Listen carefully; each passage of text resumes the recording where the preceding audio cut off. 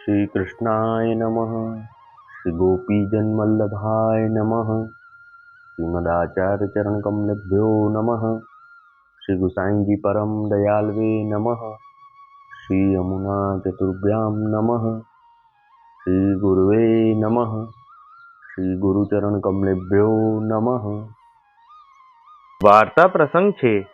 और एक समय काहू ने नारायण दास की चुगली बादशाह के आगे करी, जो हजरत नारायण दास आपकी सिरकार ते उत्तम वस्त्र बुने जात है, 3 कारीगर के घर ही सो लालच देके आप लेत हैं, सो यहाँ कोई कारीगर उत्तम वस्त्र लाई सकत नाही।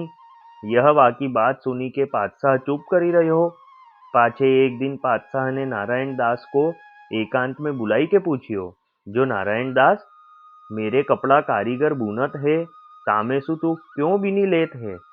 तब नारायण दास ने बादशाह सो कहो, जो हजरत वस्त्र तो लेत हूँ और तो सब सिरकार में लिए जाते हैं।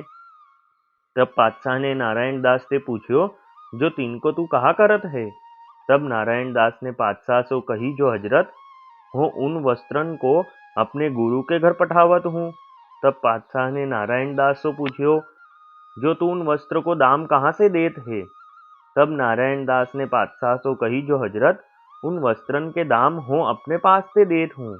तब बादशाह ने नारायण दास से कही, जो उन वस्त्रन के दाम तू मती देई, हमारी सिरकार सो दियो करी। तब नारायण दास ने बादशाह से कहो, जो हजरत आप तो जानत ही हो, जो हो आपकी सिरकार सो दाम दे के वस्त्र पठाऊं तो वे तो प्रभु हैं, अंगीकार न करेंगे।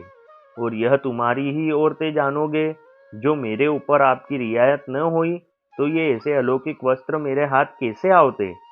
तब वह बादशाह नारायण दास के वचन सुनी के नारायण दास के ऊपर बहुत ही प्रसन्न भयो। ता दिन ते वा बादशाह ने नारायण दास को 125 महीना करी दियो। और बादशाह ने कही, जो नारायण दास जो तेरे घर खर्च चाहिए सो दरबार की ओर से लियो करी। और या महीना को तो वस्त्र सामग्री तू अपने गुरुन के वहां पठायो करी। भाव प्रकाश ताते सत्संग ऐसो पदार्थ है, जो नारायण दास जैसे भगवत भक्त की संगति ते या म्लेच्छ हु की बुद्धि ऐसी भई। पाछेवा चुगली करन वारे को मोहड़ो श्याम हुई गयो। भाव प्रकाश या में यह जतायो, जो को वैष्णव को अपराध करे तो वाको कियो अपराध वाही को बाधा करे, वैष्णव को कछु बिगाड़ न होई। अब वार्ता का संक्षिप्त सार हिंदी में यह है कि एक बार किसी ने राजा के आगे नारायण दास की चुगली करी कि हजरत आपके लिए जो उत्तम वस्त्र बुने जाते हैं, उन कारीगरों को लालच देकर नारायण दास उत्तम वस्त्र पहले ही खुद ले लेते हैं, अपने पास वह उत्तम वस्त्र नहीं पहुंचते हैं। तब एक दिन नारायण दास को राजा ने बुला के पूछा।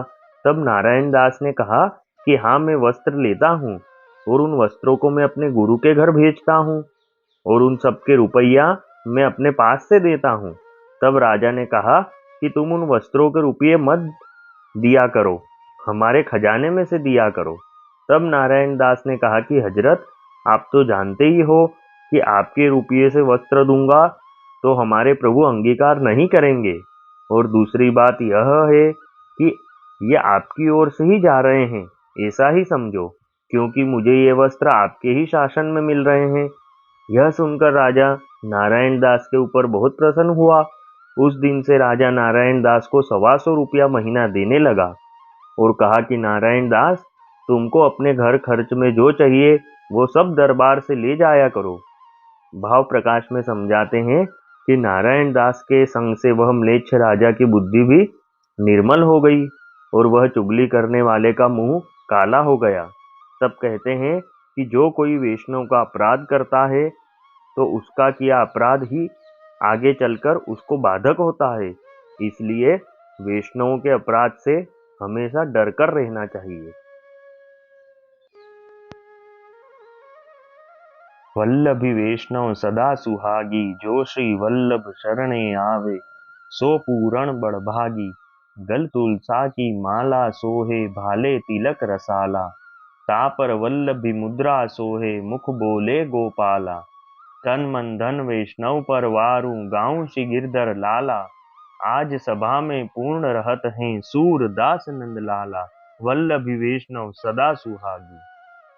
जय श्री कृष्ण।